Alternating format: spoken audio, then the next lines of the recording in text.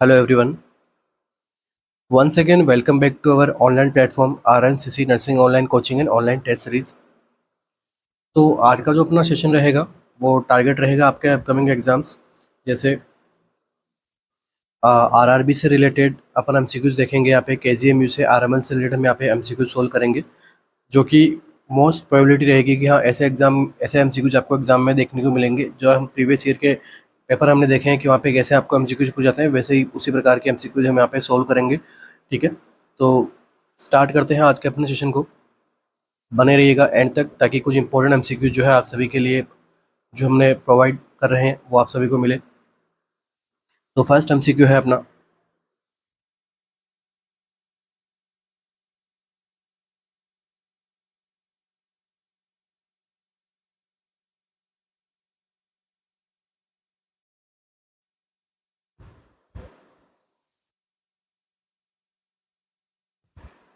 The diagnostic workup of a client hospitalised with complaint of progressive weakness and fatigue confirm the diagnosis of myasthenia gravis. तो एक condition आपके सामने बताई गई यहाँ पे कि एक डायग्नोस्टिक वर्कअप किया गया था क्लाइंट को, जिसकी वजह से वो हॉस्पिटलाइज्ड भी हुआ था। कंडीशन थी ऐसी, उसकी कंप्लेंट कर रहा था वो क्या, प्रोग्रेसिव वीकनेस थी उसमें और साथ में फटिग भी था। ये कंफर्म कर देते हैं क्या उसके डायग्नोसिस को कि हाँ उसको क्या है, माइस्थेनिया ग्रेविस की कंडीशन है। मतलब डायग्नोसिस किया गया था, उसके साथ में प्रोग्रेसिव वीकनेस भी आ रही थी पेशेंट को, उसके साथ में जैसे फटिग भी था। तो ये जो है डायग्नोसिस को कंफर्म बना देते हैं कि उसको कंडीशन क्या है, myasthenia gravis. The medication use to treat myasthenia gravis is, अब माइस्थेनिया ग्रेविस को ट्रीटमेंट के लिए कौन सी मेडिकेशन हम जो यहाँ पे प्रिस्क्राइब करेंगे, नियोस्टिकमाइन, एट्रोपिन सल्फेट, एटिड्रोनेट या फिर एंड्रोफोनियम।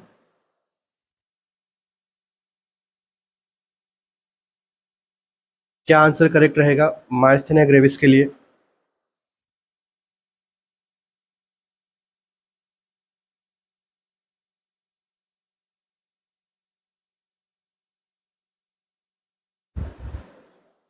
तो देखिए इजी एमसीक्यू है ये तो अपना।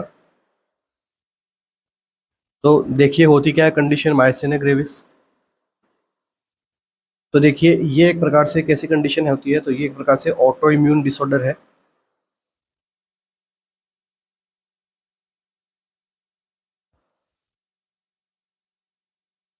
इसके अंदर क्या होता है कि एंटीबॉडीज जो है वो बन जाती है किसके अगेंस्ट में, एसिटाइलकोलिन रिसेप्टर के अगेंस्ट में, जिसकी वजह से जो न्यूरोमस्कुलर जंक्शन होता है वहाँ पे आके एसिटाइलकोलिन रिसेप्टर की जगह एसिटाइलकोलिन को अटैचमेंट ना होने दी रहता है। उस कंपैरिजन में क्या अटैच होता है, वहाँ पे एंटीबॉडीज अटैच हो जाती है, जिसकी वजह से जो नर्व का कंडक्शन है वो भी यहाँ पे अफेक्ट होता है। क्लाइंट को जो है मसल वीकनेस देखने को मिलती है, फटिग वगैरह सब चीज़ें आपको देखने को मिलती है। ठीक है, तो मेजरली यहाँ पे क्या देखने को मिलता है आपको, ये जो एंटीबॉडीज यहाँ पे बनती है एसिटाइलकोलिन के अगेंस्ट में, जिसकी वजह से यहाँ पे डिस्ट्रॉय हो जाते हैं क्या, एसिटाइलकोलिन के रिसेप्टर्स। ठीक है, जिसकी वजह से आगे सिग्नल्स जो है प्रॉपर तरीके से नहीं पहुंच पाता है।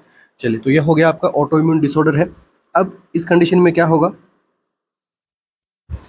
तो यहाँ पे मैं ये लिख सकता हूँ, it is a disorder impairing neuromuscular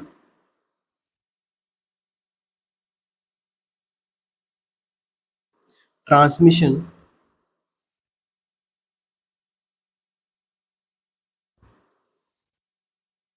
it lead to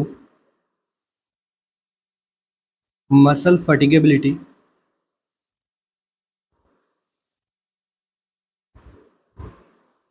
and weakness. तो ये होता है क्या, मल्टीपल स्क्लेरोसिस। नेक्स्ट जो है अपना यहीं से एक और एमसीक्यू बनता है कि ये जो यहाँ पे माइसिनिया ग्रेविस के अंदर जो एंटीबॉडीज का जो प्रोडक्शन होता है, तो ये आपको जो है कौन से टाइप की हाइपर सेंसिटिविटी रिएक्शन का एग्जांपल होता है। तो ये एक ध्यान रखना, एमसीक्यू है लिख सकते हैं अपन यहाँ पे, it is A type second hyper sensitivity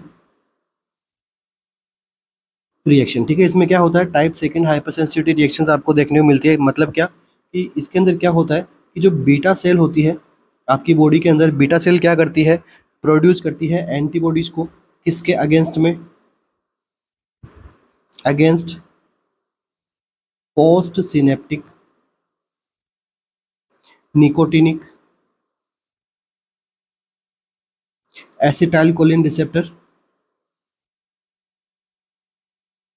eight neuromuscular junction.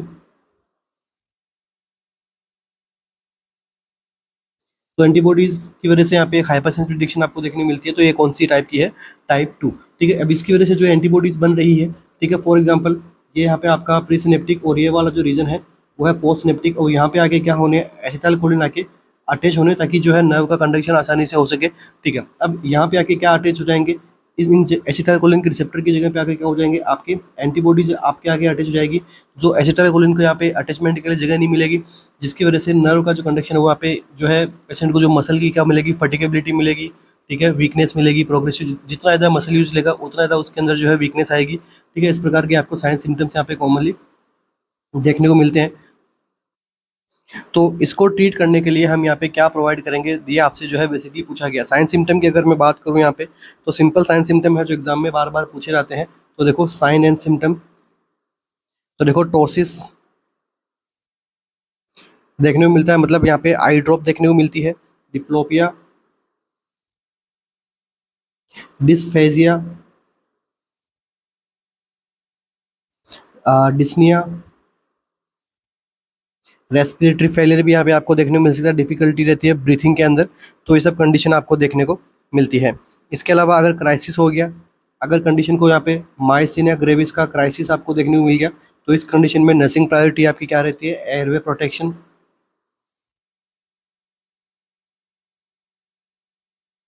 क्योंकि यहाँ पे क्या हो रहा है, डिस्निया भी हो रहा है, जिसकी वजह से एयरवे प्रोटेक्शन करना है। आप कैसे करोगे airway protection?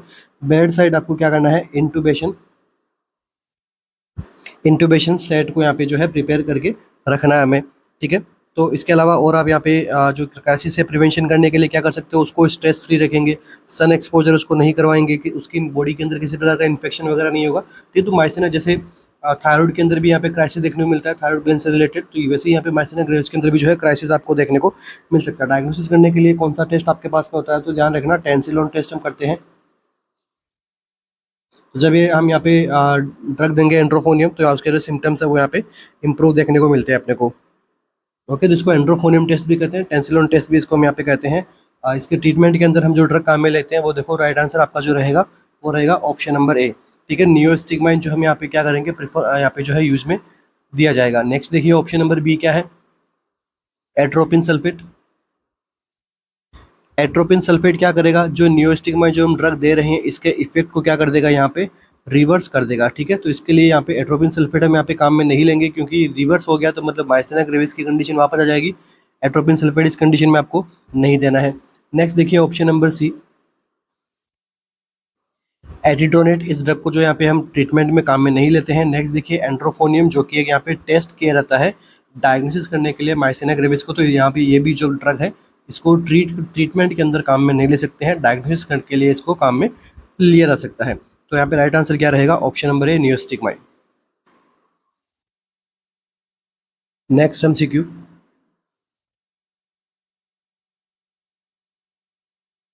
a client with AIDS complaints of weight loss of 20 pounds in the past month। एक क्लाइंट है एड्स से रिलेटेड, उसमें कंडीशन क्या हो रही है, वेट लॉस की कंडीशन हो रही है, उसमें 20 पाउंड्स जो है लास्ट मंथ के अंदर यहाँ पे जो है वेट लॉस हुआ है। Which diet is suggested for the client with AIDS. ठीक है, तो एड्स के पेशेंट के लिए आपको क्या पूछा गया है, डाइट पूछा गया है, क्या डाइट देते हैं हम, high calorie high protein high fat diet, high calorie high carbohydrate low protein diet, high calorie low carbohydrate high fat diet, या फिर हाई कैलोरी हाई कार्बोहाइड्रेट या फिर लो फैट डाइट।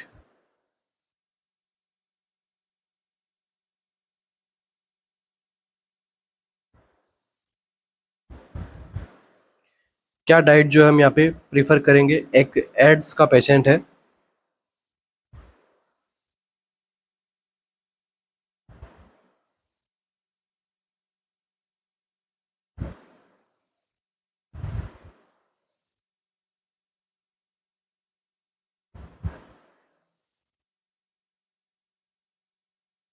तो देखिए एड्स के पेशेंट में हम सबको पता है, यहाँ पे जो है पेशेंट के जो सिम्टम्स आते हैं उसके अंदर क्या होता है कि उसका जो है वेट लॉस देखने को मिलता है, एड्स में भी मिलता है, टीबी में भी मिलता है। तो वेट लॉस यहाँ पे देखने को मिलता है। तो आपको पूछा गया कि डाइट यहाँ पे कैसी होनी चाहिए, तो देखो करेक्ट आंसर आपका जो रहेगा वो रहेगा यहाँ पे ऑप्शन नंबर डी। ठीक है, ऑप्शन नंबर डी यहाँ पे क्या रहने वाला है, करेक्ट आंसर रहने वाला है। अब ये करेक्ट आंसर क्यों रहने वाला है, देखिए एड्स के पेशेंट का यहाँ पे वेट गेन करवाना, तो यहाँ पे high calorie high protein diet तो हमें देनी होगी, बट जो एड्स के जो पेशेंट होते हैं उनमें क्या होता है कि जो हाई फैट जो डाइट होती है उनका जो टॉलरेंस जो पावर है वो यहाँ पे क्या हो जाती है, रिड्यूस हो जाती है। Reduce high fat tolerance. अब ये टॉलरेंस पावर कम क्यों हुआ? क्योंकि एक तो पेशेंट को क्या है, एड्स है। दूसरा पेशेंट को यहाँ पे क्या चलता है, एंटी रेट्रोवायरल थेरेपी हम यहाँ पे जो है प्रोवाइड करते हैं पेशेंट को। इसकी वजह से भी जो है फैट की वजह से यहाँ पे जो फैट से जो टॉलरेंस है वो यहाँ पे क्या देखने को मिलता है, डिक्रीज देखने को मिलता है। तो ये एक प्रकार का साइड इफेक्ट भी होता है एंटी वायरल मेडिकेशंस का। इसलिए हम यहाँ पे क्या देते हैं, एड्स के पेशेंट में डाइट आपको पूछे, राइट आंसर क्या रहेगा, हाई कैलोरी डाइट देनी है, हाई प्रोटीन डाइट देनी है और लो फैट डाइट हम यहाँ पे कंटिन्यू करते हैं। Next MCQ.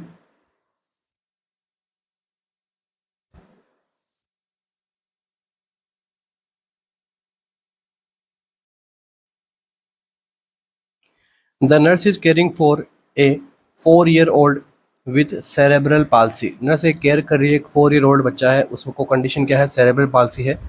Which nursing intervention will help ready the client for rehabilitative services? तो कौन सी नर्सिंग इंटरवेंशंस जो है यहाँ पे हेल्प करेगी उसकी रिहेबिलिटेटिव सर्विसेज के अंदर क्लाइंट की? देखिए, patching one of the eyes to help strengthen the ocular muscle, कि उसको ऑक्यूलर मसल्स की जो यहाँ पे स्ट्रेंथ प्रोवाइड करने के लिए क्या करना होगा, एक आई को यहाँ पे पैच करेंगे अपन। Providing suckers and pin wheels to help strengthen tongue movement, tongue movement के स्ट्रेंथ करने के लिए जो उसको यहाँ पे पिन व्हील्स और यहाँ पे सकर्स को हम क्या करेंगे, प्रोवाइड करेंगे। Providing musical tapes to provide auditory training. Next, encourage play with a video game to improve muscle coordination.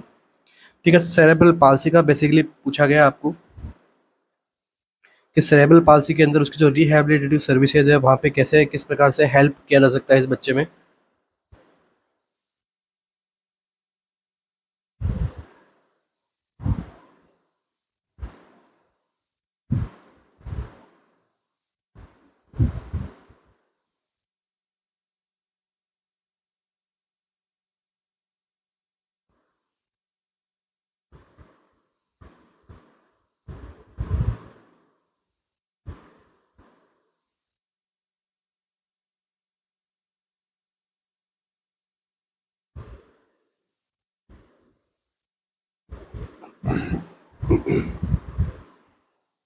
तो देखिए, जब किसी क्लाइंट को यहाँ पे सेरेब्रल पाल्सी की प्रॉब्लम होती है तो उस कंडीशन में कॉमनली उस जो है बच्चे में या फिर उस पेशेंट में क्या देखने को मिलता है आपको, यहाँ पे उसका हम समझ सकते हैं कि visual visual and hearing problems इसके अंदर देखने को मिलती है। तो देखो यहाँ पे देखो ऑप्शन के अंदर आपको क्या पूछा गया है, अलग अलग ऑप्शन से यहाँ पे एक कुछ में यहाँ पे जो है ऑक्यूलर मसल्स की स्ट्रेंथनिंग के लिए बोल रहा है, कुछ हियरिंग के लिए, कुछ यहाँ पे जो है यहाँ पे टंग मूवमेंट के लिए, कुछ मसल कोऑर्डिनेशन के लिए आपको कह रहा है। तो देखो ये जो विजुअल प्रॉब्लम है, हियरिंग प्रॉब्लम है, तो विजुअल के लिए जो है ग्लासेस वगैरह रहते हैं। ठीक है, उसके अंदर कोई रिहेबिलिटेटिव सर्विसेज हम यहाँ पे नहीं देते हैं। हियरिंग प्रॉब्लम के अंदर जो यहाँ पे हियरिंग जो मशीनरीज वगैरह है उनका हम यहाँ पे यूज में ले सकते हैं। ठीक है, तो यहाँ पे वो क्या कर सकती है, विजुअल एंड ऑडिटरी डिफिकल्टीज को हम यहाँ पे ट्रीट कर सकते हैं। ट्रीट मतलब उनको हम यहाँ पे थोड़ा बहुत उसके लिए एडवांटेज है कि वो ग्लासेस का यूज़ कर सकता है। तो देखो उसके लिए हमें यहाँ पे जो है इन दोनों के लिए, विजुअल के लिए और हियरिंग के लिए, इन दोनों के लिए हमें जो है रिहेबिलिटेटिव सर्विसेज की नीड नहीं पड़ती है। ओके, तो ऑप्शन नंबर ए अपन आराम से एक्सक्लूड कर सकते हैं, ऑप्शन नंबर डी भी आराम से हम क्या कर सकते हैं, एक्सक्लूड कर सकते हैं। ठीक है, नेक्स्ट देखिए, इस बच्चे की क्या है, 4 ईयर ओल्ड है, तो इसकी अभी कौन सी फेज चल रही होती है, डेवलपमेंट फेज चल रही होती है। ठीक है, तो डेवलपमेंट फेज के अंदर आप सभी को पता है कि encouraging play with video games हम यहाँ पे जो कॉमनली फॉलो नहीं करते हैं ऐसे। ठीक है, ये जो है एज से रिलेटेड अप्रोप्रिएट नहीं है इतना कि बच्चा एक सेरेब्रल पाल्सी का है और वो इस प्रकार से वीडियो गेम खेल के कुछ उसको बेनिफिशियल यहाँ पे रहता है। ठीक है, तो ये भी ऑप्शन यहाँ पे रॉन्ग है। देखो रिहेबिलिटेटिव सर्विसेज कहाँ पे काम आ रही है, यहाँ पे ऑप्शन नंबर बी के अंदर यहाँ पे काम में आ रही है। क्या हो रहा है देखो, providing suckers and pin wheels to help strengthen tongue movement. ठीक है, बिल्कुल यहाँ पे टंग मूवमेंट जो है यहाँ पे को अच्छा बनाने के लिए हम उसके लिए क्या कर सकते हैं, रिहेबिलिटेटिव सर्विसेज को हम यहाँ पे यूज़ में ले सकते हैं। इसलिए जो आपका यहाँ पे करेक्ट आंसर है वो क्या रहेगा, ऑप्शन नंबर बी। ठीक है, यहाँ पे हम और क्या दे सकते हैं, स्पीच थेरेपी।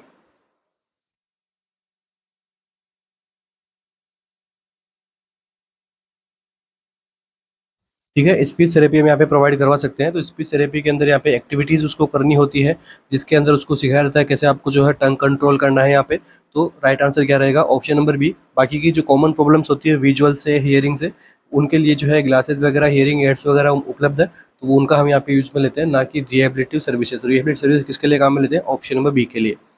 नेक्स्ट आगे देखते हैं टाइप ऑफ सेरेब्रल पाल्सी। तो देखिए, जिन बच्चों को यहाँ पे जो है सेरेब्रल पाल्सी होती है, उनमें कैसे आपको सिम्टम्स देखने को मिलते हैं। तो देखो, पैरालिसिस देखने को मिलता है, एटेक्सिया होता है इनको,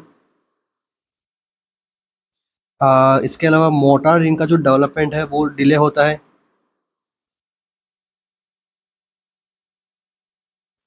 और क्या देखने को मिलता है? स्पास्टिसिटी।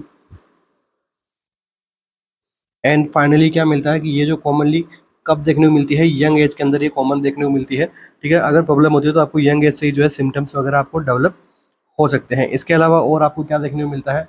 मेंटल रिटार्डेशन में जा सकता है पेशेंट, या फिर मेंटल इम्पेयरमेंट हो सकता है, एपिलेप्सी भी। एपिलेप्सी भी जो है यहाँ पे अपीयर हो सकती है क्लाइंट के अंदर। ठीक है, दो टाइप से होती है। एक होती है, मतलब इसके जो रिस्क फैक्टर दो टाइप के होते हैं। एक होते हैं प्राइमरी रिस्क फैक्टर, जो किसी प्रकार के ऑटोसोमल रिसेसिव जैसे कोई डिसऑर्डर्स है उसकी वजह से। सेकेंडरी के अंदर जैसे प्री टर्म बर्थ हो गया बच्चे के अंदर, तो ये मोस्ट कॉमन कॉज रहता है। ठीक है, most common cause cerebral palsy का। जब प्राइमरी की अगर हम बात करें, तो ये तो होता है जेनेटिक कोज किसी प्रकार का। और यहाँ पे सेकेंडरी सेरेब्रल पाल्सी की हम बात करें, तो इसके अंदर मोस्ट कॉमन कॉज क्या होता है?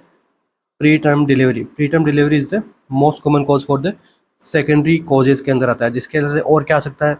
सीएनएस इंजरी हो गया, इंट्रायूटेराइन ग्रोथ रेस्ट्रिक्शंस हो गया, इंट्रायूटेराइन इन्फेक्शन हो गया, जिसकी वजह से सेकेंडरी सेरेब्रल पाल्सी के सिम्टम्स आपको देखने को मिल सकते हैं।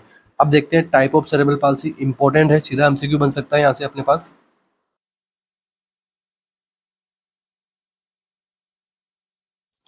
तो देखिए, सेरेब्रल पाल्सी जो है जनरली 4 टाइप की हम पढ़ते हैं। फर्स्ट वन जो टाइप है वो है स्पास्टिक।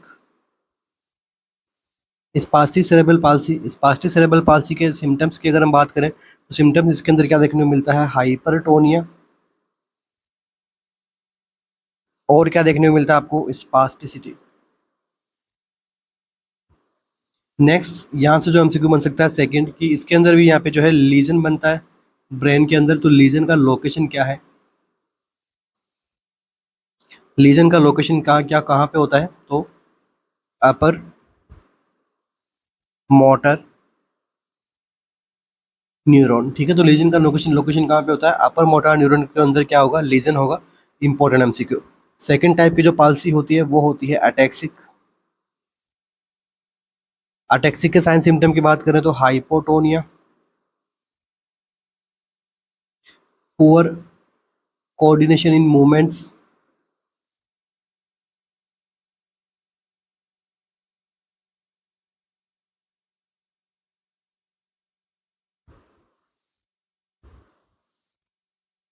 इसके अलावा जो मेन इसके अंदर भी लीजन बनेगा, तो ब्रेन में लीजन कहाँ पे बनता है? इसके लोकेशन क्या है? तो सेरेबेलम।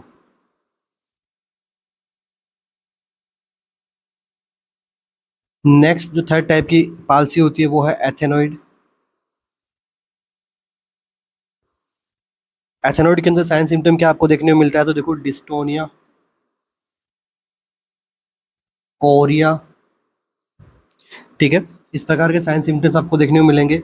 इसके अंदर भी क्या बनता है? लीजन बनता है।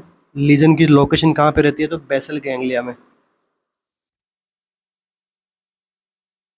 बस यही आपके जो है एमसीक्यूज है, वन लाइनर्स, अगर एग्जाम के अंदर आते हैं तो आपके लिए काफ़ी हेल्पफुल रहेगा यहाँ पे।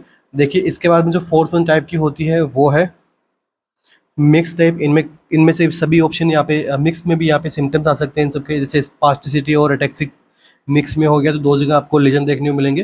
तो ये बेसिकली 4 टाइप आपको यहाँ पे देखने को मिलते हैं। अब यहाँ पे डायग्नोसिस कैसे करोगे? यहाँ पे डायग्नोसिस कर सकते हैं सीटी एमआरआई वगैरह से हम डायग्नोसिस कर सकते हैं, अल्ट्रासाउंड वगैरह से हम कर सकते हैं।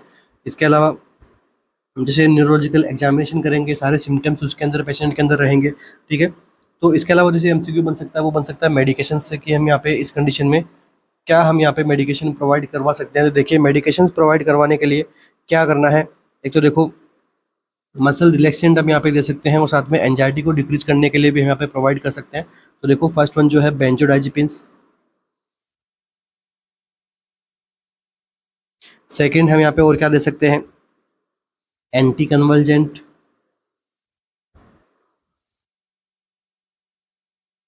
ठीक है, थर्ड आप क्या दे सकते हो, पेन मेडिकेशंस। सर्जरी के अंदर आप क्या करें, अगर यहाँ पे कोई पोस्चर डिफॉर्मिटी होती है तब हमें केवल सर्जरी के लिए हम परफॉर्म करेंगे, बाकी सर्जरी के यहाँ पे जनरल इतना यहाँ पे यूजफुल नहीं होती है। चलिए नेक्स्ट एमसीक्यू अपना, यहाँ पे अपना आंसर क्या था, providing sucks and pinwheel to help strengthen tongue movement. तो हम साथ साथ में डिस्कशन करते हुए भी जा रहे हैं, ठीक है। अगर यहाँ पे आपको कुछ लगे, कुछ मुझे बताना है कुछ इन्फॉर्मेशन से रिलेटेड, तो आप ज़रूर अपने जो है कमेंट बॉक्स के अंदर बता सकते हैं कि आपको जो है कैसे टाइप से आपको जो है पढ़ना है, या फिर थोड़ा आप मुझे इसके लिए भी सजेशंस दे सकते हैं। नेक्स्ट एमसीक्यू,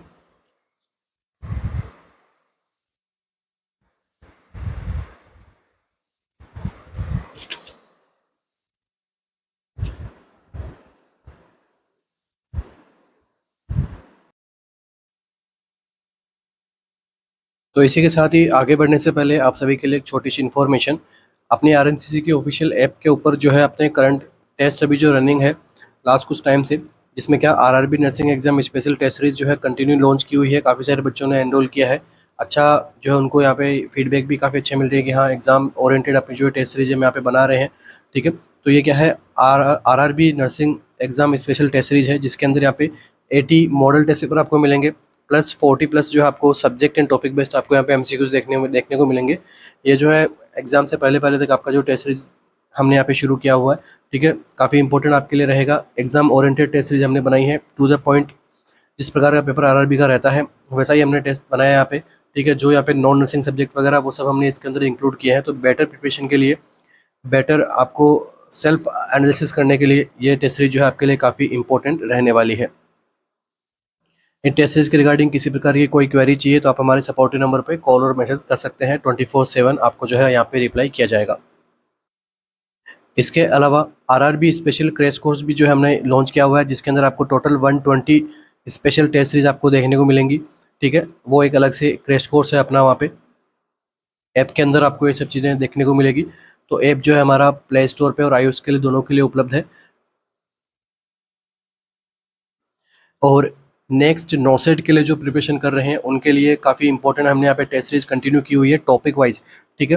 टॉपिक वाइज हमने टेस्ट सीरीज स्टार्ट की हुई है, तो ये जो है सितंबर टू दिसंबर तक हमने यहाँ पे टेस्ट सीरीज अभी कंटिन्यू की हुई है, जिसके अंदर आपको हर एक सिस्टम वाइज आपको यहाँ पे एग्जाम टेस्ट के अंदर आपको यहाँ पे प्रोवाइड किया जाएगा, जिसके अंदर कुछ इंपॉर्टेंट एमसीक्यूज यहाँ पे रहेंगे, जो एग्जाम ओरिएंटेड अपने यहाँ पे सेशन रहेंगे सारे के सारे, ठीक है। टॉपिक वाइज और डेट भी आपको पता रहेगी, तो इसका एक फ़ायदा ये होता है, सपोज अगर आप इसके अकॉर्डिंग आपकी थ्योरी पढ़ रहे हो, ठीक है, फॉर एग्जांपल सबसे पहले जैसे एंडोक्राइन सिस्टम के टेस्ट थे, एंडोक्राइन सिस्टम आप पढ़ो, उसके आप इसके टेस्ट दो, तो आपको पता लगेगा कि हाँ कहाँ आप गलती कर रहे हो, क्या आप मिस कर रहे हो, जो एग्जाम ओरिएंटेड चीज़ है वो आपको यहाँ पे आपके नोट्स में है या नहीं है।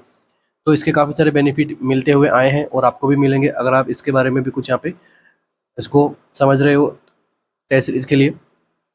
तो चलिए नेक्स्ट एमसीक्यू अपना,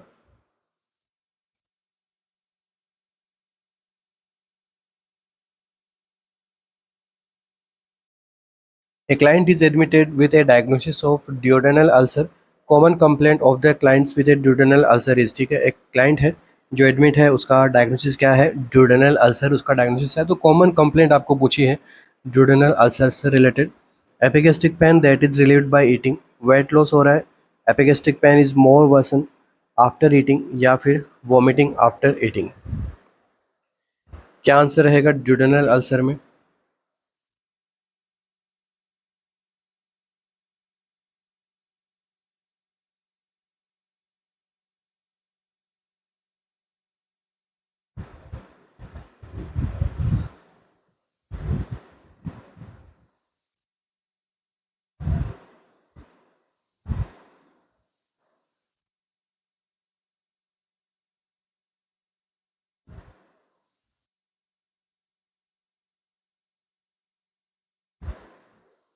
तो देखिए दो टाइप के जो है अल्सर जो हम यहाँ पे पढ़ते हैं और उनसे एमसीक्यूज आते रहते हैं एग्जाम के अंदर। फर्स्ट वन जो टाइप होता है वो है gastric ulcer, and second one जो टाइप है वो है ड्यूडेनल अल्सर।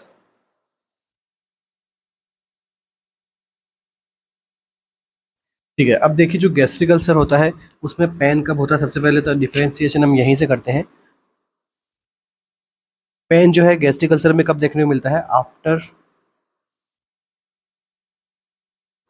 Food intake. जब वो पर्सन खाना खाएगा तो उसको क्या होगा, पेन होगा। ठीक है, इसके अलावा और क्या कंडीशन है, हिमेटेमेसिस इसके अंदर कॉमन रहता है।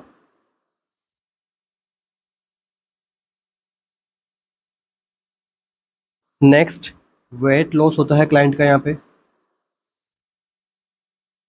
क्योंकि पेन होगा खाना खाने से तो वो खाने को क्या करेगा, अवॉइड करेगा, उसका क्या होगा, वेट लॉस होगा। नेक्स्ट, तो बेसिकली ये कंडीशंस है तीन, यहाँ पे डिफरेंशिएशन हम यहाँ पे समझ सकते हैं गैस्ट्रिक अल्सर से रिलेटेड। अब बात करते हैं जुडिनल अल्सर के अंदर पेन से। तो देखो जुडिनल अल्सर के अंदर पेन कब होता है, बिफोर ईटिंग। ठीक है, खाना खाने से पहले उसमें पेन रहता है, खाना खाने के बाद में उसके अंदर पेन सबसाइड हो जाता है। तो लिख सकते हैं पेन बिफोर फूड ईटिंग, मतलब खाना खाएगा तो उसका पेन सबसाइड होगा। तो अपना इस एमसीक्यू को देखो, राइट आंसर आपको यहीं से मिल गया है कि epigastric pain that is relieved by eating. तो जब एक क्लाइंट है उसको कंडीशन क्या है, ड्यूडेनल अल्सर का, तो वो कॉमनली कंप्लेंट करता है एपिगेस्टिक पेन की, जो कि रिलीव होता है खाना खाने से या फिर मील लेने से या फिर किसी प्रकार का स्नैक्स और ब्रेकफास्ट लेने से। ठीक है, राइट आंसर क्या रहेगा, ऑप्शन नंबर ए। इसके अलावा वेट लॉस मैंने आपको बता दिया है, वेट लॉस किस में होता है, गैस्ट्रिक अल्सर में होता है, तो ये आपका ऑप्शन इनकरेक्ट है। Epigastric pain that is worsen after eating, तो पेन खाना खाने के बाद हो रहा है, तो ये गैस्ट्रिक अल्सर का एक ऑप्शन है, तो वो भी यहाँ पे रिमूव है। वोमिटिंग आफ्टर ईटिंग, तो ये भी यहाँ पे आपको नहीं देखने को मिलता है। ठीक है, तो अब देखते हैं इसके अंदर और देखते हैं ड्यूडेनल अल्सर के अंदर। तो देखो यहाँ पे हिमेटेमेसिस है गैस्ट्रिक अल्सर के अंदर, तो यहाँ पे आपको क्या मिलेगा, मेलेना। ठीक है, तो मेलेना जो है यहाँ पे कॉमन देखने को मिलता है, हिमेटेमेसिस कॉमन नहीं है, मेलेना यहाँ पे ज़्यादा कॉमन है। नेक्स्ट, इसके अंदर जो है वेट गेन होता है क्लाइंट का, क्योंकि खाना खाने से पेन रिलीव होगा, तो वो उसको ऐसे रहेगा कि हाँ कुछ खा लेते हैं ताकि उसका पेन सबसाइड हो जाए। ठीक है, तो राइट आंसर यहाँ पे आप समझ सकते हो, ये दोनों के अंदर डिफरेंशिएशन जरूरी है। एग्जाम के अंदर क्वेश्चन जैसे ये बना हुआ था तो आगे भी बन सकता है फर्दर आपके, इसके लिए यहाँ पे ध्यान रखना है। बाकी अगर हम यहाँ पे जेंडर की देखें तो ये जुडिनल अल्सर जो है मेल्स के अंदर कॉमन होता है, और गैस्ट्रिक अल्सर जो है बोथ सेक्स के अंदर यहाँ पे हो सकता है, बट जुडिनल अल्सर जो है मेल के अंदर ज़्यादा होता है in comparatively to women.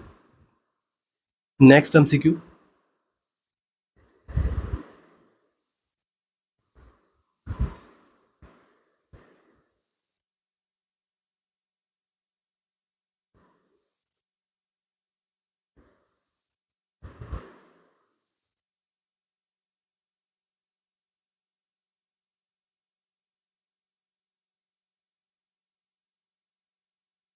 a client with autosclerosis is scheduled for a stapedectomy.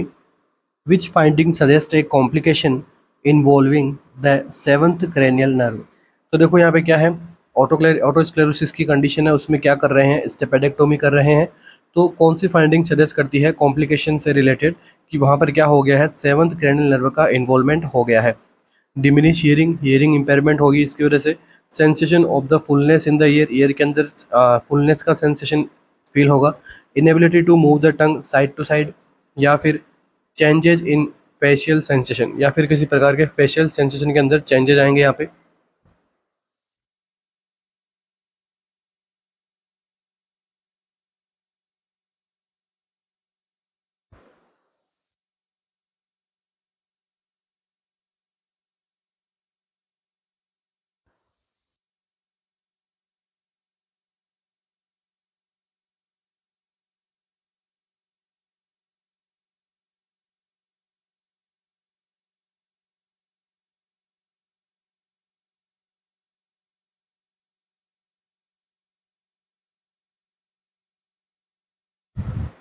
तो देखिए यहाँ पे अपना जो राइट आंसर जो रहेगा वो रहेगा ऑप्शन नंबर डी। तो फेशियल सेंसेशन के अंदर किसी प्रकार के चेंजेस आएंगे तो वहाँ पे हम समझ सकते हैं कि सेवंथ क्रेनियल नर्व यहाँ पे क्या हुआ है, उसका डैमेज हुआ है। ठीक है, इसके अलावा जैसे और यहाँ पे क्या हो सकता है, टेस्ट के अंदर भी जो है समटाइम यहाँ पे चेंजेस देखने को मिल सकता है। फेशियल सेंसेशन के अंदर तो परमानेंट चेंजेस आपको यहाँ पे कंफर्म है कि चेंजेस देखने को मिलेंगे अगर यहाँ पे सेवंथ क्रेनियल नर्व में किसी प्रकार का डैमेज हुआ है तो। ठीक है, नेक्स्ट देखो, diminish hearing, sensation of fullness in year, ये जो है इस सर्जरी से रिलेटेड थोड़ा आपका कह सकते हैं कि ये जो थोड़ा लिटिल कॉम्प्लिकेशन आपको देखने को मिल सकती है कि हल्का सा जो है हियरिंग लॉस होना, ठीक है, या फिर हियरिंग इम्पेयरमेंट होना, या फिर सेंसेशन होना ईयर के अंदर फुलनेस का, तो ये सर्जरी से एक्सपेक्टेड है ऐसा होना। तो यहाँ पे ऑप्शन नंबर ए एंड सी हम यहाँ पे आराम से इनको एक्सक्लूड करेंगे। नेक्स्ट देखिए, ऑप्शन नंबर सी जो है यहाँ पे कौन सी क्रैनियल नर्व से आपको देखने को मिलता है, ऑप्शन नंबर सी का प्रॉब्लम होगा। तो देखो यहाँ पे क्या है, inability to movement tongue to side, तो ये जो है आपकी कौन सी क्रैनियल नर्व में इम्पेयरमेंट की वजह से होता है, तो hypoglossal nerve.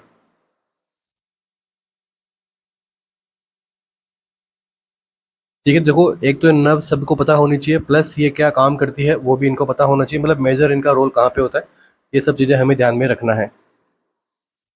Next MCQ,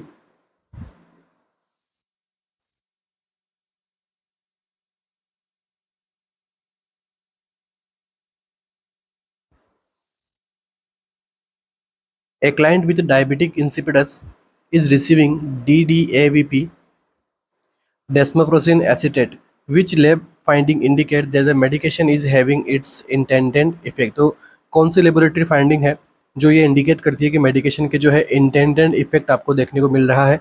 blood glucose 92 mg per dl, urine specific gravity 1.020, white blood cell 7500 या फिर ग्लाइकोसाइलेड हीमोग्लोबिन जो है कितना है 3.5 mg per dl।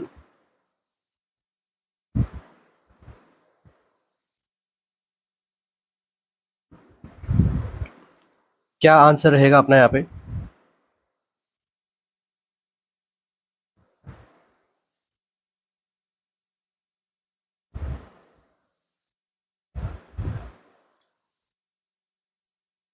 तो देखिए कंडीशन क्या है यहाँ पे, डायबिटिक इंसिपिडस की कंडीशन है। डायबिटिक इंसिपिडस के अंदर हम सब जानते हैं कि बॉडी के अंदर क्या होता है, डायूरिसिस की कंडीशन आपको देखने को मिलती है। इन जनरल लैंग्वेज में हम कम कहूँ तो यहाँ पे क्या देखने को मिलता है, हाई यूरिन आउटपुट आपको यहाँ पे देखने को मिलता है। प्लस और क्या देखने को मिलता है, जो हाई यूरिन आउटपुट आपको देखने को मिलेगा वो यूरिन कैसा मिलता है, डाइल्यूटेड यूरिन मिलेगा। ठीक है, डाइल्यूटेड यूरिन मिलेगा मतलब क्या, यहाँ पे लो रहती है क्या यूरिन की स्पेसिफिक ग्रेविटी, कितनी लो रहती है, तो 1.005 के अराउंड यहाँ पे आपको जो है यूरिन स्पेसिफिक ग्रेविटी आपको देखने को मिलती है। ठीक है, इसके लिए हम ड्रग देते हैं क्या, डेस्मोप्रोसिन। तो देखो राइट आंसर जो आपका क्या रहेगा, ऑप्शन नंबर बी अपना करेक्ट आंसर रहेगा। तो इस क्लाइंट के अंदर जो यूरिन स्पेसिफिक ग्रेविटी जो है 1.020, ये कम कर सकते हैं नॉर्मल की तरफ जा रही है। ठीक है, तो ये इसका इंटेंडेड साइड इफेक्ट आपको यहाँ पे शो हो रहा है कि जो यूरिन स्पेसिफिक ग्रेविटी है वो एक नॉर्मल रेंज शो कर रही है।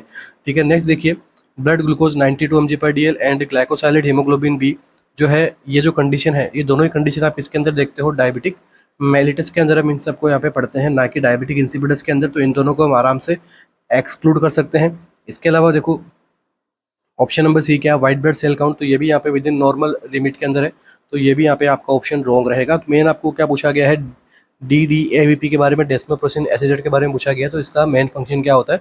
ठीक है, स्पेसिफिक ग्रेविटी यहाँ पे अच्छी होती हुई दिखाई दे रही है, तो ये क्या कर रहा है, अपना इफेक्ट शो करता है।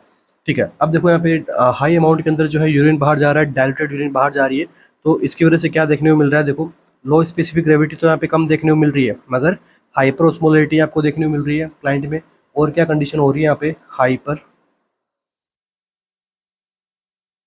हाइपर नेट्रीमिया की कंडीशन हो रही है, मतलब फ्लूइड बाहर निकल रहा है, सोडियम का लेवल जो है यहाँ पे इम्बेलेंस हो रहा है, सोडियम ऑटोमेटिकली जो है यहाँ पे हाई हो जाएगा इस क्लाइंट के अंदर। क्लाइंट यहाँ पे ज़्यादा अमाउंट के अंदर जो है यूरिन पास आउट करेगा, तो क्लाइंट को जो है क्या लगेगा, एक्सेसिवली थ्रस्ट लगेगा यहाँ पे। ठीक है, एक्सेसिवली थ्रस्ट रहेगा, बॉडी कैसी रहेगी, डिहाइड्रेटेड रहेगी। इसके अलावा यूरिन आउटपुट जब ज़्यादा रहेगा तो बॉडी का जो ब्लड प्रेशर है वो भी क्लाइंट का क्या क्या रहेगा, डिक्रीज रहेगा।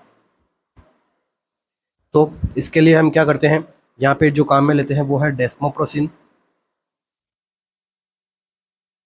या फिर वेजोप्रेसिन। ठीक है, ये हम यहाँ पे क्या लेते हैं, काम में लेते हैं। तो इससे क्या होगा, डिक्रीज होगा क्या, एक तो यूरिन आउटपुट यहाँ पे डिक्रीज देखने को मिलेगा, साथ में पेशेंट का यहाँ पे क्या देखने को मिलेगा, ब्लड प्रेशर भी जो है यहाँ पे इंक्रीज देखने को मिलेगा, मतलब ये सारी कंडीशंस जो है ठीक हो जाएगी। अब देखो जो ये डेस्मोप्रेसिन है या फिर जो वेजोप्रेसिन है, ये क्या होता है, सिंथेटिक एंटी डायबिटिक हार्मोन होता है, जो क्या करता है, एक तो यूरिन आउटपुट को डिक्रीज करता है, दूसरा क्या करता है, इंक्रीज ब्लड प्रेशर, ठीक है, प्रेशर ब्लड यहाँ पे इंक्रीज करता है। जब यहाँ पे ब्लड प्रेशर वगैरह यहाँ पे जो इंक्रीज होगा क्लाइंट को क्या होता है, हेडेक होता है, ठीक है, एक्सेसिवली यहाँ पे हेडेक देखने को मिलता है। तो हमेशा एमसीक्यू पूछ सकते हैं कि नर्सिंग प्रायोरिटी क्या रहेगी ड्यूरिंग ट्रीटमेंट डेस्मोप्रोसिन से। नर्सिंग प्रायोरिटी क्या रहेगी, हेडेक को यहाँ पे प्रायोरिटी लेकर चलना है, क्योंकि हेडेक को यहाँ पे टाइमली ट्रीट नहीं किया तो इसकी वजह से क्या आ सकते हैं पेशेंट को, सीजर आ सकते हैं, सीजर की वजह से उसको क्या हो सकता है, फाइनल डेथ भी हो सकती है। तो और साथ में क्या होगा, जब यूरिन आउटपुट कम होगा ब्लड प्रेशर यहाँ पे बढ़ेगा, समझ, जब यूरिन आउटपुट कम होगा तो बॉडी के अंदर फ्लूइड का वॉल्यूम बढ़ेगा, ठीक है, जब फ्लूइड वॉल्यूम बढ़ेगा तो क्लाइंट को क्या कंडीशन कौन सी हो सकती है, हाइपोनेट्रीमिया। तो इस हाइपोनेट्रीमिया के लिए भी क्लाइंट को क्या करना है, मॉनिटर करना है। तो डायल्यूशनल हाइपोनेट्रीमिया यहाँ पे देखने को मिल सकता है, ठीक है। इसके अलावा ये और ये कंडीशन क्या करती है, सिंथेटिक एडीएच है। इसके अलावा जैसे डायबिटिक इंसिपिडस की जो यहाँ पे कंडीशन है, ये क्या कर सकती है, ब्रेन को भी डैमेज कर सकती है, ठीक है। तो ये सब चीज़ें आपको ध्यान रखनी है। तो इससे जो है एक तो डिजीज़ भी हमने यहाँ पे ओवरव्यू देखा है कि डिजीज़ का कि कुछ टाइम के छोटे से टाइम के अंदर हमें डिजीज़ समझ ली है इसके बारे में। और ये जो एमसीक्यू बना हुआ है, पूछा गया एमसीक्यू था लास्ट ईयर, तो हो सकता है फर्दर और इस डिजीज़ से एमसीक्यू आए। तो देखो, एक तो आपको डिजीज़ समझ लेना है, खुद से भी पढ़ना है इसको।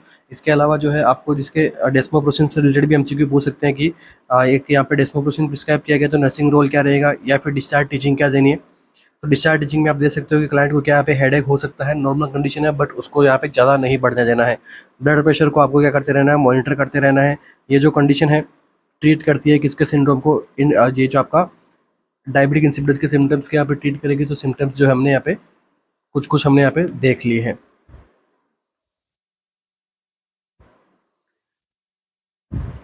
Next MCQ,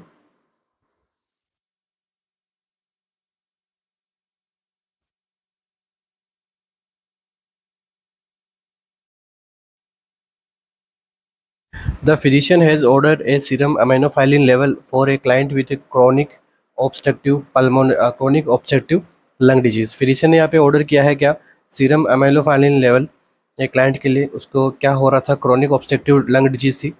the nurse knows that therapeutic range of for aminophylline is, ठीक है, अब नर्स को पता है कि इसकी थेरापेटिक रेंज कितनी होती है अमीनोफाइलिन की।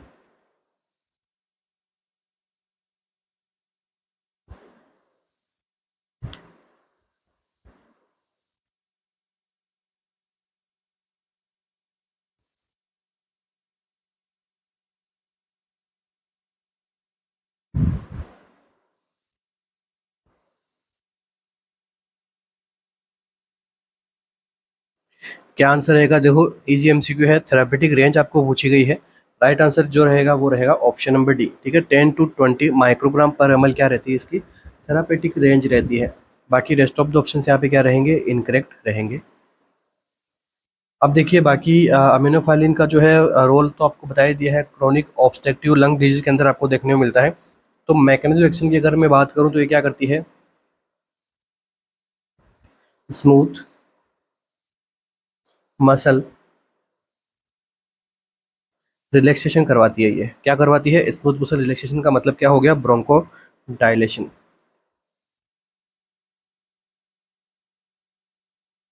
ठीक है। Next MCQ,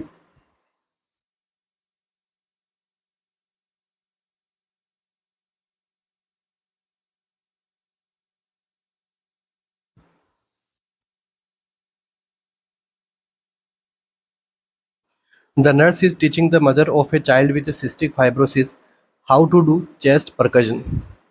the nurse should tell the mother to, अब यहाँ पे देखो एक नर्स जो है टीच कर रही है एक मदर को कि उसको क्या, उसके बच्चे को कंडीशन क्या है, सिस्टिक फाइब्रोसिस, और उसको क्या करना है, चेस्ट परकजन करना है।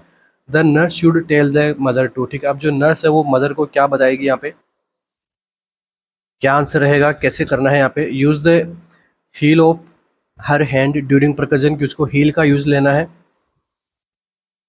Change the child positions every 20 minute during percussion session, do percussion after the child eat and at bed times, या फिर use cupped hands during percussion. क्या आंसर रहेगा अपना यहाँ पे, तो देखिए जो सिस्टिक फाइब्रोसिस होता है ये किसको अफेक्ट करता है, सबसे पहले ध्यान रखिए, अफेक्ट करता है ये लंग्स को, then digestive system, then reproductive system, then sweat glands, या फिर हम कह सकते हैं स्किन। ये तो हो गए इसके सिम्टम्स। इन सब जो है ऑर्गन से रिलेटेड आएंगे इस डिसऑर्डर्स के अंदर। नेक्स्ट आपको ध्यान रखना है कंडीशन कैसी होती है, तो ऑटोसोमल रिसेसिव डिसऑर्डर है ये।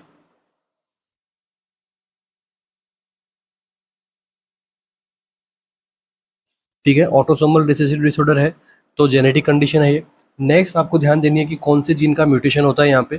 तो जीन म्यूटेशन का आपको ध्यान रखना है, कौन सा जीन का म्यूटेशन होता है, तो CFTR जीन म्यूटेशन जो है यहाँ पे देखने को मिलता है।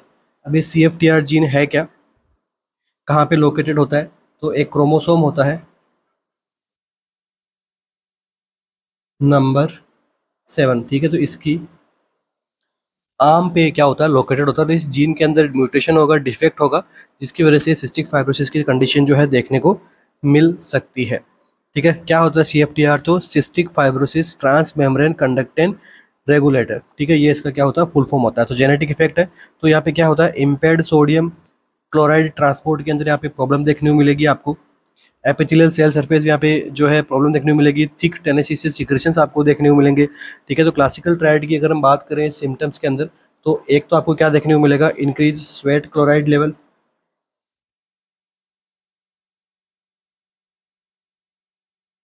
ठीक है, स्वेट क्लोराइड लेवल आपको देखने को मिलेगा। इसके अलावा pancreatic insufficiency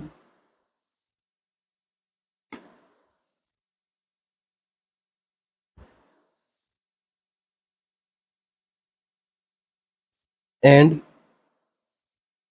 chronic sino pulmonary disease जैसे सिम्टम्स जो यहाँ पे क्लाइंट के अंदर देखने को मिलेंगे। ये सब सारे सिम्टम्स क्या है, इसके क्लासिकल ट्रायड के अंदर देखने को मिलते हैं। ठीक है, स्वेट क्लोराइड का लेवल बढ़ेगा, पैंक्रियाटिक इंसफिशियंसी और क्रोनिक साइनो पल्मोनरी सिम्टम्स या फिर साइनो पल्मोनरी डिजीज आपको यहाँ पे देखने को मिलती है due to impair in gene mutation CFTR gene autosomal recessive disorder. ठीक है, जनरल ओवरव्यू हमने यहाँ पे देख लिया क्लाइंट का क्या होगा बच्चे के अंदर। इसके अलावा यहाँ पे क्रोनिक रेस्पिरेटरी जो है यहाँ पे इन्फेक्शन जो आपको यहाँ पे देखने को मिलेगा। तो कॉमन बैक्टीरिया के बारे में आपसे पूछ सकते हैं कि कॉमन बैक्टीरिया कौन होगा यहाँ पे जो कॉज करेगा, तो ध्यान रखना स्यूडोमोनास। और स्यूडोमोनास भी कौन सा, एरिजिनोसा। सेकंड कॉमन क्या रहेगा, स्टेफाइलोकोकस। और ये यहाँ पे जो है सेकंड यहाँ पे देखने को मिलता है, स्पेशली यंग चिल्ड्रन के अंदर इन्फ्लुएंजा भी यहाँ पे कॉमन जो है जो डिसऑर्डर्स को यहाँ पे कॉज कर सकता है। तो ये कुछ कंडीशन है, साइनसाइटिस हो सकती है, इससे ब्रोंकाइटिस हो सकता है, न्यूमोथोरिक्स हो सकता है, secondary pulmonary hypertension, nasal polyps वगैरह। ये नेजल पॉलिप भी यहाँ पे देखने को मिलता है कंडीशन। तो देखो आपसे पूछा क्या गया है कि इसके अंदर लंग्स के अंदर भी क्या हो जाएगा, म्यूकस का यहाँ पे एक्यूमुलेशन देखने को मिलेगा, जिसके लिए क्या करना है, बच्चे का चेस्ट प्रकर्षण करना है, तो क्या करेंगे। तो देखो राइट आंसर जो रहेगा आपका वो रहेगा ऑप्शन नंबर डी। यहाँ पे राइट आंसर रहेगा यूज क्यूपिड हैंड ड्यूरिंग प्रकर्षण। ठीक है, तो हैंड का जो अपेयरेंस, हैंड का जो यहाँ पे प्रेजेंटेशन है वो कैसा रहेगा, क्यूपिड हैंड जैसे आपको रखना है, उसके बाद में क्या करना है, प्रिकॉशन करना है। ठीक है, तो बेस्ट आंसर है आपका यही है। ऑप्शन नंबर ए में क्या लिखा है, use a heel of her hand, है हील यूज नहीं करना है, हैंड को क्यूपिड जैसे आपको बनाना है, फिर जो आपको क्या करना है, परकजन करना है यहाँ पे। तो बाकी रेस्ट ऑफ द ऑप्शन यहाँ पे इनकरेक्ट है। आंसर बिल्कुल ईजी था, मगर डिजीज अपने आप में इंपॉर्टेंट है, बहुत बार जो है एग्जाम के अंदर देखने को मिलती है। नेक्स्ट देखिए क्या लिखा है, change the position client every 20 minute during the percussion session. तो एवरी 20 मिनट से नहीं करनी है आपको पोजीशन चेंज, कब करनी है, एवरी 5 to 10 मिनट। ठीक है, तो एवरी 5 to 10 मिनट क्या करनी है, पोजीशन चेंज करनी है। और वॉल सेशन जो पूरा सेशन होता है वो कितने मिनट का होगा, 20 मिनट का। ठीक है, इसलिए आपका ऑप्शन नंबर बी भी रॉन्ग है। सी में क्या है, do percussion after the child eat and at bed time. तो इस टाइम नहीं करना है, आफ्टर ईटिंग और बेड टाइम आपको नहीं करना है, कब करना है, बिफोर मील्स। ठीक है, बिफोर मील यहाँ पे जो है बेस्ट आंसर अपना रहेगा। नेक्स्ट MCQ अपना,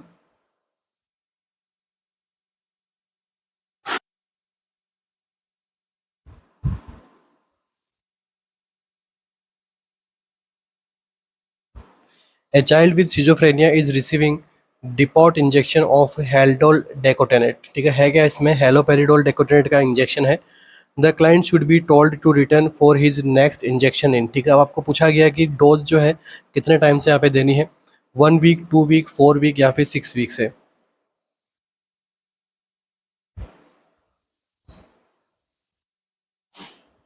क्या आंसर रहेगा अपने यहाँ पे, कितने टाइम से जो है वापस से रिटर्न होना है क्लाइंट को।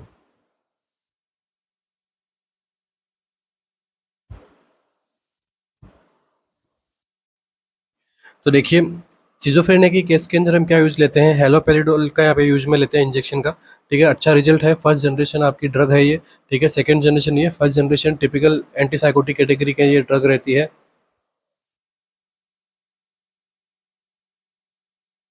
नेक्स्ट यहाँ से एमसीक्यू बनता है कि मैक्सिमम ईपीएस कौन सी एंटीसाइकोटिक ड्रग करती है, तो आंसर क्या रहेगा आपका, हेलोपेरिडोल, ठीक है। मैक्सिमम ईपीएस देखने को मिलता है इससे, ठीक है। मिनिमम पीएस सेकंड जो जनरेशन की ड्रग है उनमें देखने को मिलेगा, बट फर्स्ट जनरेशन के अंदर भी मैक्सिमम किससे देखने को मिलता है, हेलोपेरिडोल से। सिजोफ्रेनिया के अंदर ये ट्रीटमेंट में काम में ली जाती है, ओके। जेट्रिक मेथड से भी इसको जो है अप्लाई कर सकते हैं, आईवी भी इसको यहाँ पे जो है अप्लाई कर सकते हैं, ठीक है। तो आपको पूछा गया है कि the client should be told to return for his next injection, कितने टाइम में उसको जो है नेक्स्ट इंजेक्शन यहाँ पे आपको देना है। तो यहाँ पे करेक्ट आंसर जो रहेगा अपना वो रहेगा ऑप्शन नंबर सी, ठीक है। तो यहाँ पे जो हेल्डोल का जो यहाँ पे इंजेक्शन है वो एवरी 4 वीक जो है यहाँ पे क्लाइंट को यहाँ पे लगाया जाता है, ठीक है। तो रेस्ट ऑफ द ऑप्शंस अपने यहाँ पे क्या रहेंगे, इनकरेक्ट रहेंगे, ठीक है। तो एवरी 4 वीक बाद में अगर हम नहीं लगाएंगे तो वापस से क्लाइंट के यहाँ के सिम्टम्स जो है वापस अपेयर हो सकते हैं। एवरी 4 वीक में जो है ये इंजेक्शन का जो भी यहाँ पे ड्रग वगैरह इसका जो काम वगैरह कर रहा था वो यहाँ पे सबसाइड हो जाएगा, सिम्टम्स वापस आने लगेंगे। इसलिए क्लाइंट को हम बोलते हैं कि आपको एवरी 4 वीक जो आपको यहाँ पे वापस से आना है, इंजेक्शन वापस से लगवाना है। Next MCQ. अच्छा, इसको कंप्लीट करने से पहले एक दो चीज़ें आपको और ध्यान रखनी है हेलोपेरिडोल इंजेक्शन से रिलेटेड। एक तो देखो, आपको जब हेलोपेरिडोल इंजेक्शन लगाया जाता है जिस क्लाइंट को, तो उसके अंदर जो है इलेक्ट्रोलाइट मॉनिटरिंग यहाँ पे होनी चाहिए। किस कौन से इलेक्ट्रोलाइट मॉनिटरिंग करनी है आपको, मैग्नीशियम के लिए और दूसरा पोटेशियम के लिए, ठीक है। दोनों के लिए जो है इलेक्ट्रोलाइट मॉनिटरिंग आपको करनी है। सेकंड, कौन से फॉर्मूला से जो है हेलोपेरिडोल इंजेक्शन लगाया जाता है, जैसे मैग्नीशियम सल्फेट के लिए जैसे पिचार्ड रिजिम है, जसपान रिजिम है, ठीक है। सब एग्जाम में पूछे जाते हैं। तो हेलोपेरिडोल के बारे में अगर आपको पूछे तो एक फॉर्मूला होता है, कौन सा, वो है आपका बेजेट फॉर्मूला, ठीक है। कौन सा फॉर्मूला होता है, बेजेट फॉर्मूला। इसके अलावा एक चीज़ और ध्यान रखनी है आपको कि ये क्या ड्रग क्या करवाती है, क्यूटी प्रोलॉन्गेशन, ठीक है। ये क्या करवाती है, क्यूटी प्रोलॉन्गेशन करवाती है। चलिए नेक्स्ट एमसीक्यू।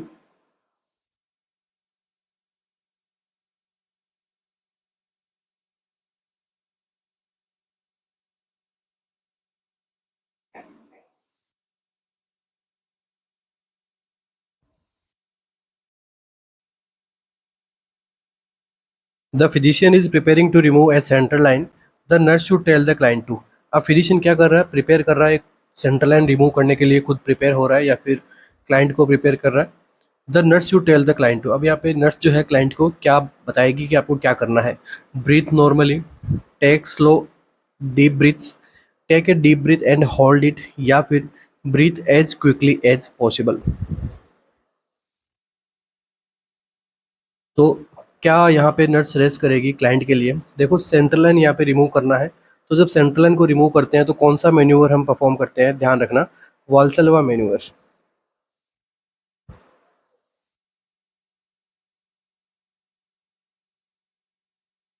तो वाल्सलवा मेन्यूवर के अंदर क्या होता है, हम क्लाइंट को बताते हैं कि take a deep breathe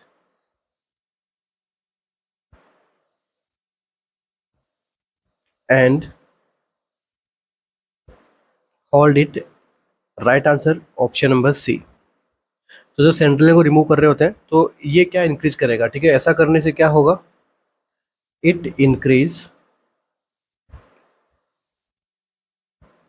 intrathoracic pressure,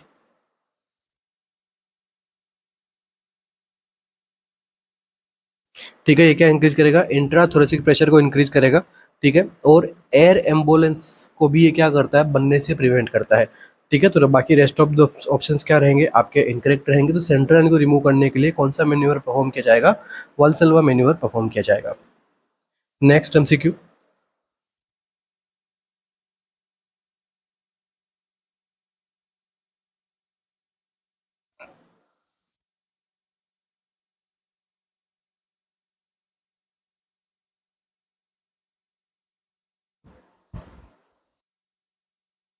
Cystic fibrosis is an exocrine disorder that affect several system of the body.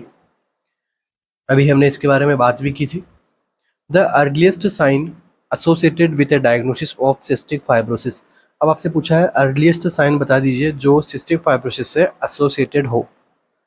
स्टेटोरिया, frequent respiratory infection, increase sweating और मैकोनियम इलियस.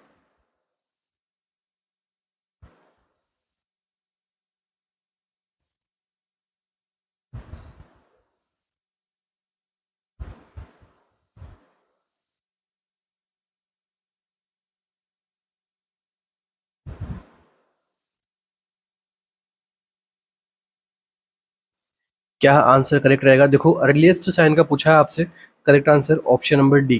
ठीक है, तो earliest sign of cystic fibrosis is meconium ileus. ठीक है, जो कि यहाँ पे जो न्यूबॉर्न है उसको उसके अंदर यहाँ पे प्रेजेंट होगा. अगर न्यूबॉर्न को सिस्टिक फाइब्रोसिस जो कि ऑटोसोमल रिसेसिव भी हमने पढ़ा था, तो न्यूबॉर्न में अगर सिस्टिक फाइब्रोसिस है तो उसके अंदर क्या रहेगा? मैकोनियम इलियस के सिम्टम्स आपको यहाँ पे देखने को मिलेंगे या फिर मैकोनियम इलियस देखने को मिलेगा. It is the earliest sign. ये पूछा गया एमसीक्यू है. Next MCQ.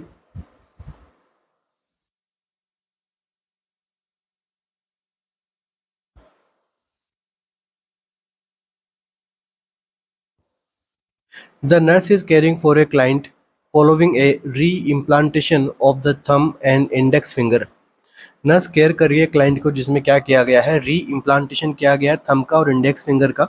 Which finding should be reported to the physician immediately. कौन सी ऐसी फाइंडिंग है जो जिसमें फिजिशियन को इमीडिएटली रिपोर्ट करना जरूरी है?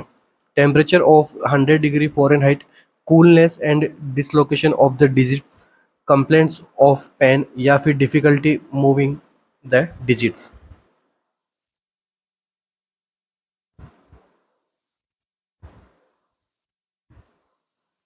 क्या आंसर रहेगा अपना?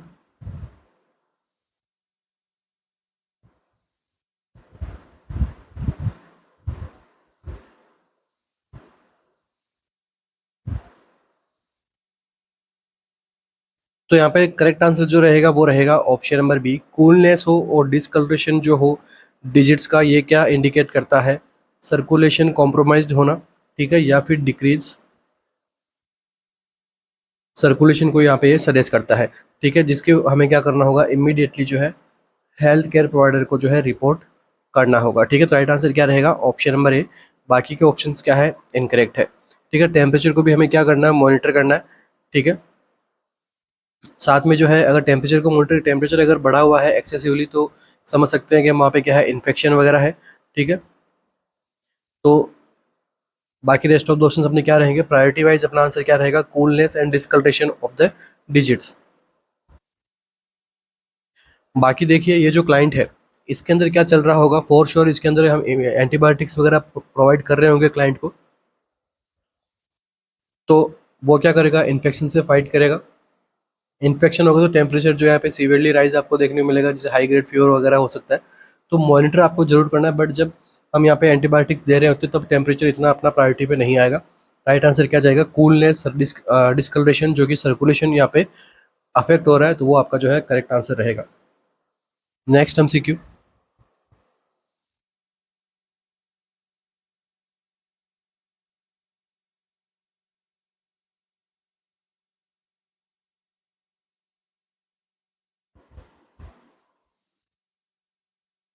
The physician has ordered vancomycin 500 mg IV every 6 hours for a client with MRSA, methicillin resistant Staphylococcus aureus. The medication should be administered. अब इस मेडिकेशन को हम कैसे एडमिनिस्टर करेंगे? IV पुश के साथ में आवर 15 मिनट्स, आवर 30 मिनट या फिर आवर 60 मिनट्स.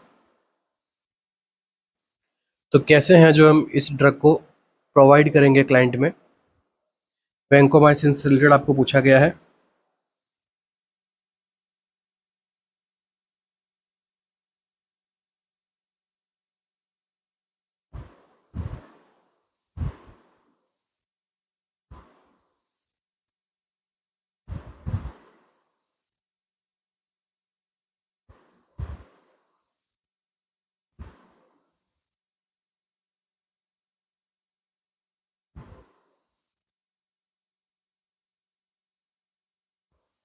तो देखिए यहाँ पे जो है करेक्ट आंसर जो रहेगा वो रहेगा ऑप्शन नंबर डी। ठीक है, ओवर 60 मिनट हमें क्या करना है, स्लो यहाँ पे जो है पुश करना है। ठीक है, 60 मिनट से जो आपको यहाँ पे प्रोवाइड करना है, ये क्या करेगा, ऐसा करने से क्या होगा, रेडमैन सिंड्रोम मतलब कंडीशन कैसी होगी, हिस्टामिन रिलीज, मतलब जब बॉडी के अंदर हिस्टामिन रिलीज हो सकता है इस ड्रग की वजह से, उसको प्रिवेंशन यहाँ पे किया जा सकता है, मतलब स्लो यहाँ पे जो है प्रोवाइड करना है क्लाइंट में। ऐसा करने से क्या होगा, इट प्रिवेंट हिस्टामिन रिलीज, और हिस्टामिन रिलीज से प्रिवेंशन होगा तो क्लाइंट के अंदर क्या होगा, डिक्रीज रेड मैन सिंड्रोम, क्योंकि आप सबने पढ़ा है वेंकोमाइसिन क्या कोज करता है, रेडमैन सिंड्रोम कोज करता है। ये इसका क्या है, एक एडवर्स इफेक्ट है, तो इसको जो है प्रिवेंशन किया जा सकता है, स्लो यहाँ पे जो है ड्रग को देना है, और 60 मिनट्स के अंदर आपको जो है 500 mg IV जो है यहाँ पे आप प्रोवाइड करवा सकते हो। Best answer. इसके अलावा अगर हम बात करते हैं कि वेंकोमाइसिन जो है कहाँ कहाँ पे यूज में लिया जा सकता है, तो देखो जो ग्राम पॉजिटिव बैक्टीरिया है वहाँ पे काम में लिया जा सकता है। इसके अलावा MRSA के अंदर तो काम में लेते हैं इसको। Next streptococcus epidermidis, enterococci, clostridium difficile, इनके अंदर भी इसको जो है काफ़ी अच्छा है, इसका क्या रहता है, रिजल्ट रहता है। इसके अलावा जैसे एडवर्स इफेक्ट की बात कर रहा हूँ, तो एक तो यहाँ पे हिस्टामिन रिलीज होता है, हिस्टामिन रिलीज होने की वजह से एरिथमिया वगैरह बनता है बॉडी के अंदर, इसे हम क्या बोलते हैं, रेडमैन सिंड्रोम। इसके अलावा और एक क्या कोज करता है, नेफ्रोटॉक्सिसिटी, और ये क्या कोज करता है, ऑटोटॉक्सिसिटी, और ये लास्ट थ्रोम्बो फ्लेबाइटिस भी क्या करता है, कोज करता है। तो इन सब के लिए आपको क्या करना है, ध्यान रखना है। ठीक है, रैशेज वगैरह देखने को मिल सकता है डेमेटोलॉजी कंडीशंस के अंदर, हेमेटोलॉजी के अंदर जैसे न्यूट्रोपनिया, ठीक है, न्यूट्रोपनिया, थ्रोम्बोसाइटोपनिया। ठीक है, प्रोलॉन्ग जब थेरेपी चल रही होती है, ठीक है, प्रोलॉन्ग थेरेपी कंडीशन की में ये दोनों सिम्टम्स आपको देखने को मिल सकते हैं। बाकी रेस्ट ऑफ द ऑप्शंस क्या रहेंगे आपके यहाँ पे, इनकरेक्ट रहेंगे। करेक्ट आंसर क्या रहेगा, option number D is the right answer.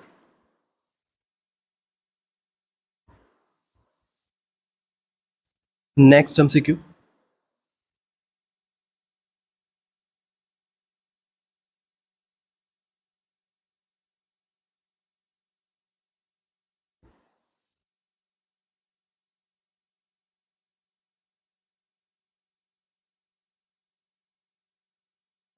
a client with diverticulitis is admitted with nausea, vomiting and dehydration. Which finding suggests complication of diverticulitis? कौन सी ऐसी फाइंडिंग है जो सजेस्ट करती है कि वहाँ पे क्या हो चुका है, कॉम्प्लिकेशन हो रखी है डायवर्टिकुलाइटिस से रिलेटेड?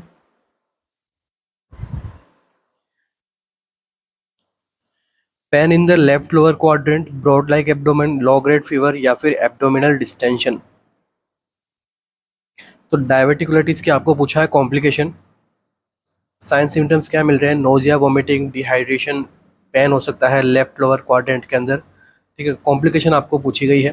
तो देखो डायवर्टिकुलाइटिस का मीनिंग क्या है, सिंपल लैंग्वेज में समझे तो देखो जो आपका लेफ्ट लोअर क्वाड्रेंट की है, तो यहाँ पे कौन सी कंडीशन रहती है, यहाँ पे क्या प्रेजेंट रहता है, तो कॉलन आपका प्रेजेंट रहता है।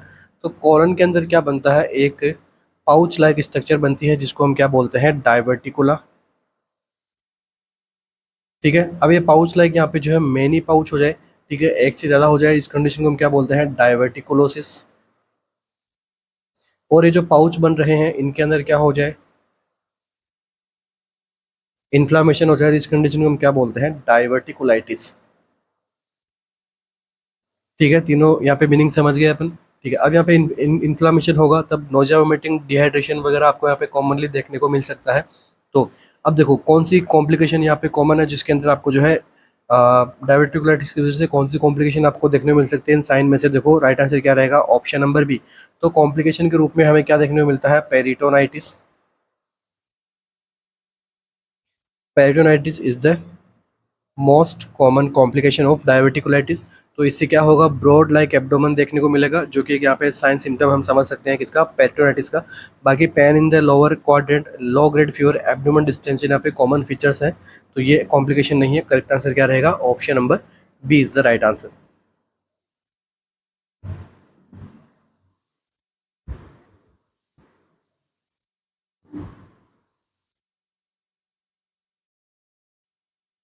तो थैंक यू सो मच बने रहने के लिए। मिलते हैं अपने नेक्स्ट सेशन में एक और इम्पोर्टेंट एमसीक्यू सेशन के साथ में।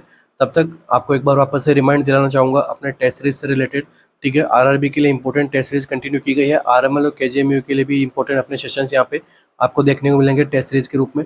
आपके ऑफिशियल ऐप आरएनसीसी की जो आपको प्ले स्टोर आईओएस के ऊपर दोनों के लिए उपलब्ध रहेंगे। ठीक है, तो आप वहाँ पे एक बार जाके इन सबको देख सकते हैं, समझ सकते हैं, और जो आप हमारे सपोर्टिव नंबर नीचे दिए हुए हैं उन पे डायरेक्ट कॉल और मैसेज कर सकते हैं बाकी इन्फॉर्मेशन, फर्दर इन्फॉर्मेशन आपको यहाँ पे लेने के लिए। तो किसी प्रकार का आपका डाउट नहीं रहना चाहिए इन सब चीज़ों के बारे में। बाकी हमने जो सेशन लिया, आई होप कि आप जो है अपनी नोटबुक लेके बैठ रहे हो। अगर आपको यहाँ पे कुछ नया सीखने को मिल रहा है तो आप नोट्स के अंदर ऐड करते जाइए, या फिर जैसे कोई भी एक यहाँ पे क्वेश्चन आपको मिले, ठीक है, और वो क्वेश्चन आप अपने मेन जो थ्योरी का आपका जो वहाँ पे आपकी नोटबुक है उसके अंदर जो आपकी थ्योरी पड़ी हुई है उसके अंदर वो लाइन नहीं लिखी हुई है, तो वहाँ पर भी आप इस क्वेश्चन को क्या कर सकते हो, ऐड कर सकते हो।